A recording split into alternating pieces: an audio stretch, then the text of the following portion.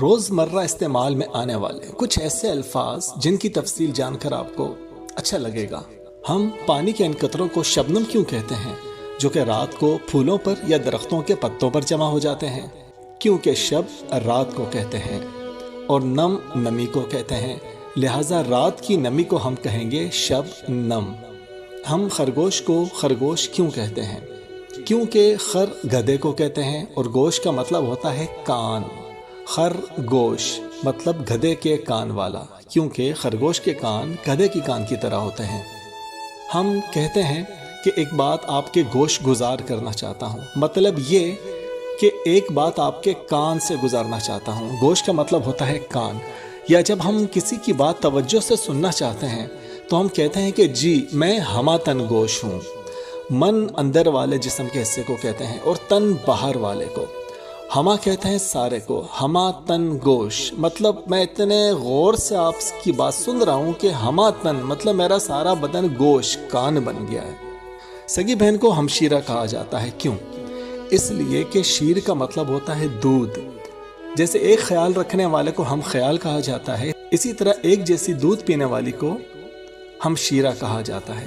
شہزادے کو شہزادہ کیوں کہتے ہیں؟ جی شاہ بادشاہ کو کہتے ہیں اور زادہ کا مطلب ہوتا ہے بیٹا، جیسا کہ نواب زادہ یعنی کہ نواب کا بیٹا، پیر زادہ یعنی پیر کا بیٹا۔ اسی طرح بادشاہ کے بیٹے کو شاہ زادہ کہتے ہیں، جیسے ہم روانی میں پڑھتے ہوئے شہزادہ کہہ دیتے ہیں، یہ میرا شہزادہ ہے، حالانکہ وہ اصل میں ہوتا ہے شاہزادہ۔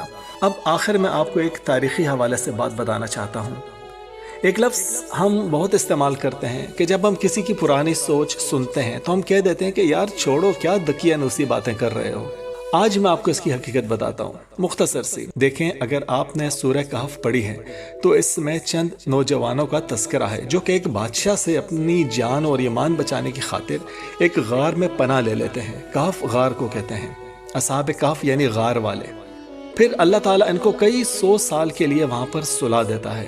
جب وہ کئی سو سال کے بعد جاگتے ہیں تو انہیں خبر نہیں ہوتی کہ وہ کئی سو سال کے بعد جاگے ہیں۔ تو ان میں سے ایک ساتھی کو باہر بازار میں بھیجا جاتا ہے کہ کچھ کھانا وغیرہ خرید لے۔ جب وہ اپنا سکہ لے کر بازار میں جاتا ہے تو دکاندار اسے پکڑ لیتا ہے اور اس سے کہتا ہے کہ یہ سکہ تمہارے پاس کہاں سے آیا؟ کیا کوئی خزانہ تمہارے ہاتھ لگا ہے؟ ساتھ ہی بادشاہ کے سپاہی اسے گرفتار کر لیتے ہیں کہ خزانہ کہاں رکھا ہے بولو۔ اس پر وہ نوجوان کہتا ہے کہ بھائی کوئی خزانہ تو ہاتھ نہیں لگا، لیکن بتاؤ تو آخر ہوا کیا ہے؟ پھر اس نوجوان کو بتایا جاتا ہے کہ یہ جو سکہ تیرے ہاتھ میں ہے یہ آج سے کئی سو سال پرانے بادشاہ کے زمانے کا سکہ ہے۔